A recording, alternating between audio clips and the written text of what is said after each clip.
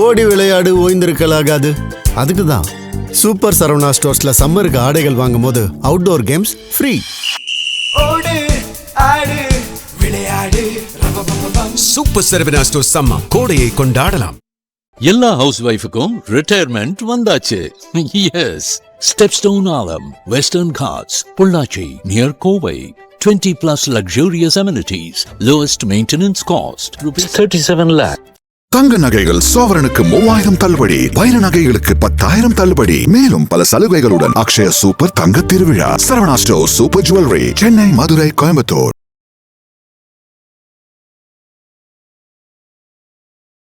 ரெண்டு பேரும் ஒரு ஸ்மூத் அண்டர்ஸ்டாண்டிங் இருக்கும். ஆணாக இருந்தாலும் பெண்ணாக இருந்தாலும் கணவன் மனைவி ஒற்றுமைங்கிறது சிறப்பாக இருக்கும். அது இந்த மாதமும் சிறப்பாக தான் போய்கிட்டு இருக்கும். இடைஞ்சல் கிடையாது.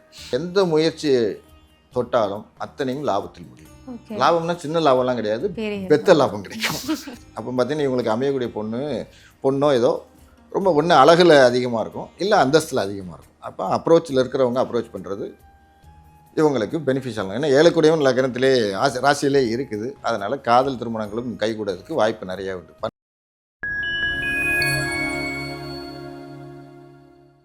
ஃபைன் டைம் சக்ரா நேயர்களுக்கு வணக்கம். இன்னைக்கு நம்ம கூட சித்திரை மாத ராசி பலன்களை பகிர்ந்துக்கிறதுக்காக ஜோதிடர் சோமசுந்தரம் இணைஞ்சிருக்காரு. வணக்கம் சார். வணக்கம். ஓகே சார், இப்போ தமிழ் வருடம் ஆரம்பிச்சிருச்சு. தமிழ் வருடத்துல முதல் மாதம் சித்திரை. இந்த சித்திரை மாதத்துல என்னென்ன விசேஷம் இருக்கு, என்னென்ன சிறப்புகள் இருக்கு சார்? ஃபைன் டைம் சக்ரா நேயர்கள் அனைவருக்கும் வணக்கம். வழக்கம் போல நம்ம பாடுற விநாயகர் பாட்டை பாடிட்டு ப்ரோக்ராம்குள்ளே போய்க்கலாம்.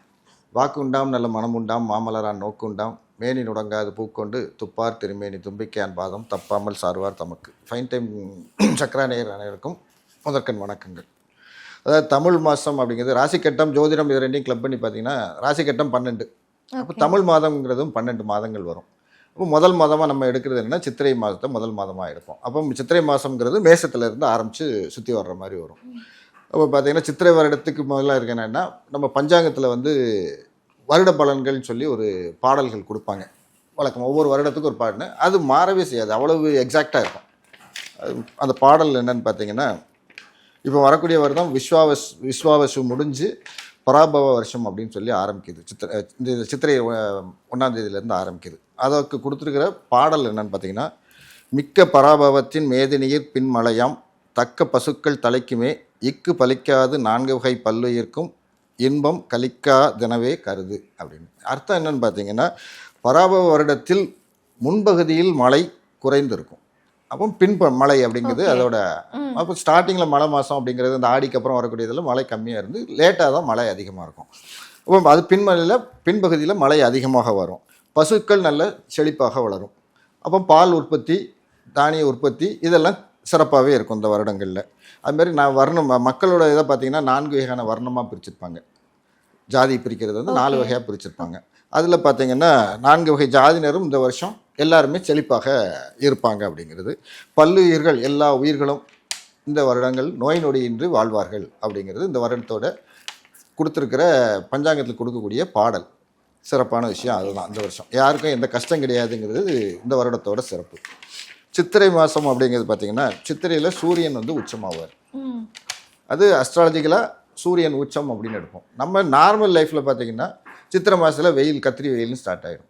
அப்போ நேச்சராக நடக்கிறதுக்கும் ராசி பலனில் பலன் கொடுக்கறது அப்படின்னா, சூரியன் உச்சமாகிற ராசி சித்திரை மேஷ ராசியில் சூரியன் உச்சமாகுதுன்னு கொடுக்குறது.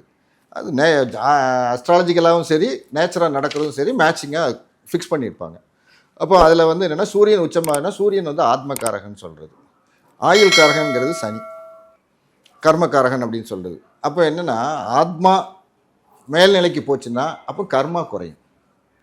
இப்போ கர்மானா என்னென்னா, நீங்கள் எது மேலே தொழில் பண்ணுறது வைக்கிறது உங்களோட கர்ம வினைகள் குறையணுன்னா ஆத்மா சுத்தமானால் தான் மேலே போக முடியும். அதனால் மேசராசியில் கொடுத்துருக்கு என்ன கொடுத்துருப்பாங்கன்னா, ஆத்மகாரகனுக்கு உச்சம் கொடுத்து கர்மகாரகனே நீசமாக கொடுத்துருப்பாங்க. நீசம்னா பலம் குறைஞ்சது அப்படின்னு. இது ஜென்ரல் மனுஷங்களுக்கு உள்ளது. ஆத்மா சுத்தமாக கர்ம வினைகளை நீங்கள் ஒழிக்க ஆத்மா சுத்தமாகி மேல்நிலைக்கு செல்வார்கள் அப்படிங்கிறது.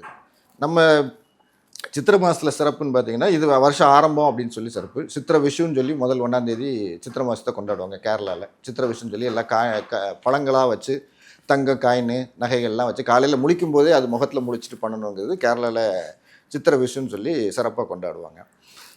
நம்ம இதில் பார்த்திங்கன்னா தமிழ்நாட்டு விஷயங்களை பார்த்திங்கன்னா சித்திரை பௌர்ணமிங்கிறது நம்ம விசேஷமாக கொண்டாடுது.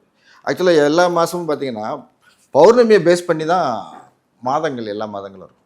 ஓகே. அந்த நட்சத்திரம் வர்ற அன்னைக்கு அந்த பௌர்ணமி வரும், ஒரு நட்சத்திரத்தை பௌர்ணமி வரும். சித்திரை அப்படிங்கும்போது என்னன்னா சித்திரை நட்சத்திரத்தில் தான் பௌர்ணமி வரும். அப்போ மேஷத்தில் வந்து சூரியன் இருக்கும்போது சந்திரன் துலாம் ராசியில் இருக்கும், நேர் 7வது ராசியில் இருக்கும்போது அது வந்து பௌர்ணமி. சூரியனும் சந்திரனும் ஒரே ராசியில் வந்துட்டால் அது அமாவாசை. அப்போ நேர் 7வது ராசியில் இருக்கிறது வந்து பௌர்ணமிங்கிறது. அப்போ மேஷத்தில் வந்து சூரியன் உச்சமாக இருக்கும்போது சித்திரையில் வந்து சந்திரன் வரும்போது, சித்திரை நட்சத்திரத்தில் சந்திரன் வரும்போது பௌர்ணமி வரும். அப்போ சித்ரா பௌர்ணமி அப்படிங்கிறது அன்றைக்கி விசேஷமானது. அப்போ ஆற்றங்கரையில் போய் ஃபேமிலியோடு உட்காந்து எல்லோரும் சித்திராண்ணங்கள் எடுத்துகிட்டு போய் அங்கே உட்காந்து சாப்பிட்டு ஃபேமிலிலாம் எல்லோரும் ஒருத்தர் தெரிஞ்சவங்கெல்லாம் கிளப் ஆகி பண்ணுறதுன்னு உண்டு.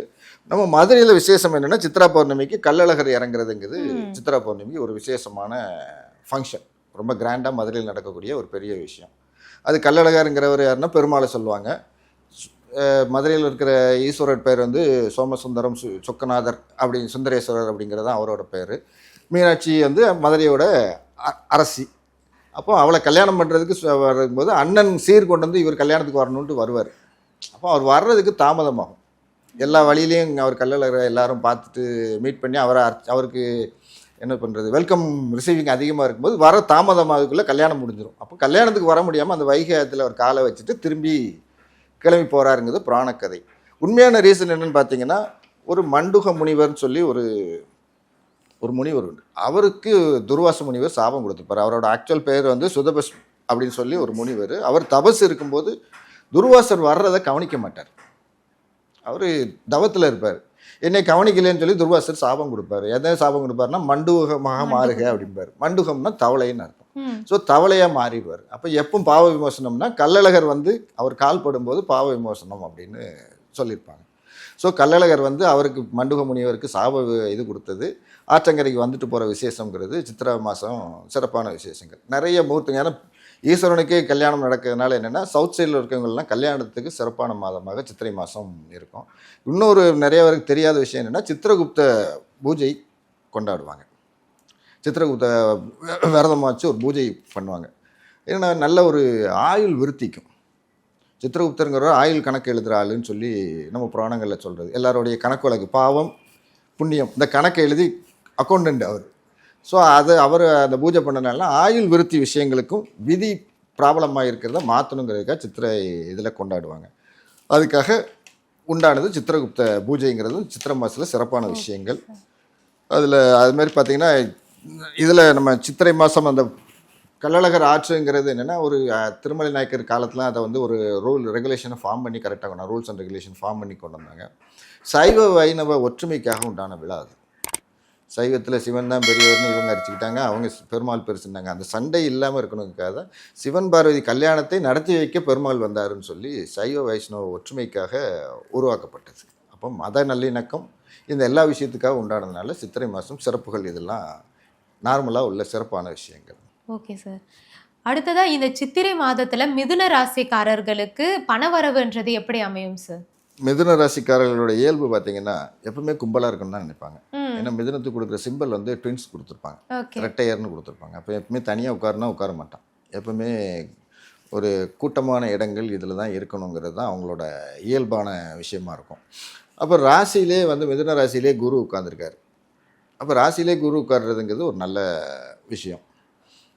ஏன்னா குருங்கிறது ஒரு நியாயஸ்தர், பணம் உறவை கொடுக்கக்கூடியவர். அவர் ராசியிலே மிதுன ராசியிலே உட்காந்துருக்கிறாரு. ஏன்னா குரு எல்லாம் இயர்லி பிளானட்ஸ், ஒரு வருஷத்துக்கு ஒரே ராசியில் தான் இருப்பாங்க.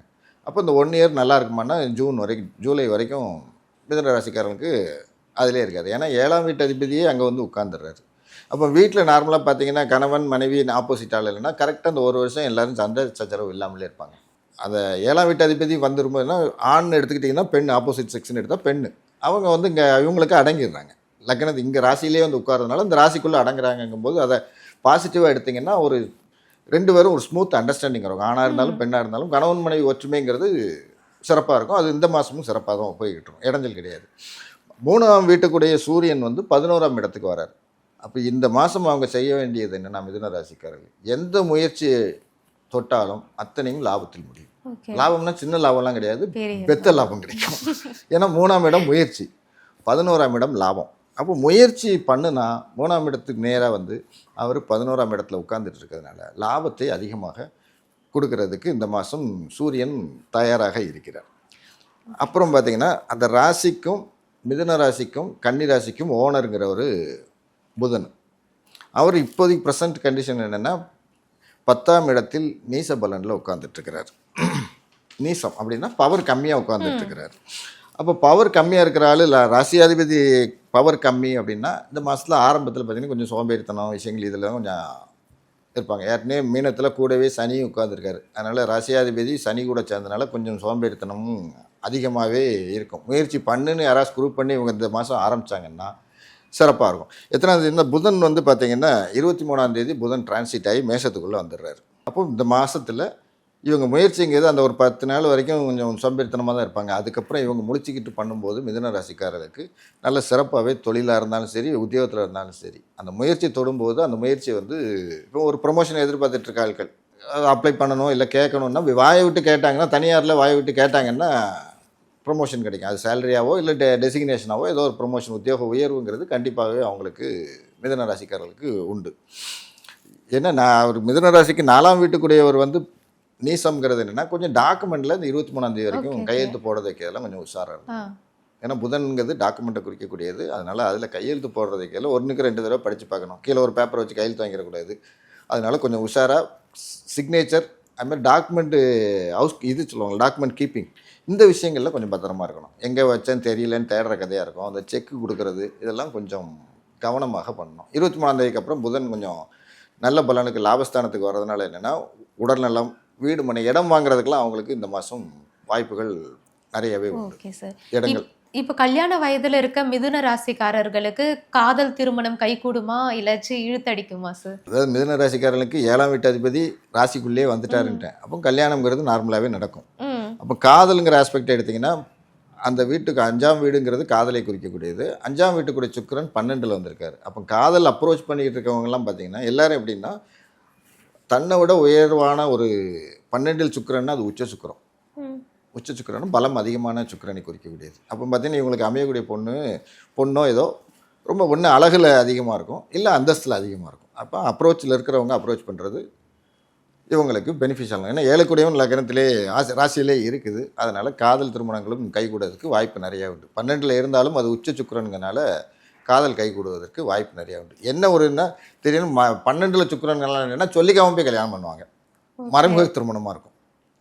அப்போ வீட்டில் சொல்லி பேரண்ட்ஸ் சம்மதத்தோடு வாங்கணும் அப்படின்னா அது சொல்லிட்டு செய்யணும். மேக்ஸிமம் நடக்கிறது வந்து மிதுன ராசிக்காரர்களுக்கு நடக்கக்கூடிய கல்யாணம் அனைத்துமே கண்ணுக்கு தெரியாமல் நடக்கிற கல்யாணமாக தான் இருக்கும். ஏன்னா தந்தை சப்போர்ட் வாங்குறதுக்கு வாய்ப்பு குறைவு. ஓகேங்களா? 4ஆம் வீட்டுக்குடைய புதன் வந்து 23ஆம் தேதி வரைக்கும் நீச பலனில் இருக்கார். தாயார் சப்போர்ட்டும் அங்கே வராது, தந்தை சப்போர்ட்டும் கிடைக்காது. அதனால் இவங்க திருமணம் லவ் கல்யாணம்னா இந்த 23ஆம் தேதிக்கு மேலே நடக்கிறதுனா எல்லாமே கண்ணுக்கு தெரியாமல் நடக்கக்கூடிய திருமணங்களாக தான் இருக்கும், காதல் திருமணங்கள். மற்றபடி நார்மல் திருமணங்கிறது நார்மலாகவே நடக்கும். அது கணவன் மனைவி ஒற்றுமையை முதல்ல சொன்ன மாதிரி கணவன் மனைவி ஒற்றுமைங்கிற விஷயங்கள் அவங்களுக்கு கிளியராகவே நல்லா தான் இருக்கும். அடுத்த பார்த்திங்கன்னா வேலை வாய்ப்பு அப்படின்னு எடுத்துக்கிட்டிங்கன்னா உத்தியோகம் கிடைக்குமா அப்படிங்கிறது ட்ரை பண்ணால் கிடைக்கும்னு அதையும் சொல்லிட்டோம். அதுக்கப்புறம் நோய் அப்படின்னு எடுத்திங்கன்னா நல்ல ரெக்கவரி ஆகிறதுக்கு வாய்ப்புகள் நிறையா உண்டு. ஹீட்டுக்கு உண்டான பிரச்சனை எல்லா ராசிக்கும் அது பொது பலன்னு இந்த மாதம் போட்டுக்கலாம். ஹீட்டால் உள்ள நோய்களுக்கு அவங்கவுங்க உடம்பு நலத்தை பார்த்துக்கணும். கொஞ்சம் கூலான ஐட்டங்கள் சாப்பிட்றது, இன்டேக் வாட்டர் நிறையா பண்ணுறதுங்க. அதனால் அந்த தொந்தரவுகள் கிடையாது, நோய் பிரச்சனைகள் கிடையாது. வேலைவாய்ப்புகளுக்கு முயற்சித்தால் பலன் உண்டுங்கிறது மிதுனத்துக்கு ஒரு சிறப்பான விஷயம். என்னென்னா திருப்பி சொல்லது அதான் சொல்கிறேன், முயற்சித்தால் தொட்டால் துலங்கும். மிதுன ராசிக்கு இந்த மாதம் வெறுமனா இல்லை, நல்லாவே துலங்கும். ஏன்னா 12ல் சுக்கிரன் வந்துடுது. அப்போ பார்த்தீங்கன்னா ப்ராஃபிட்டுங்கிறது ஹெவியாகவே கிடைக்கும்.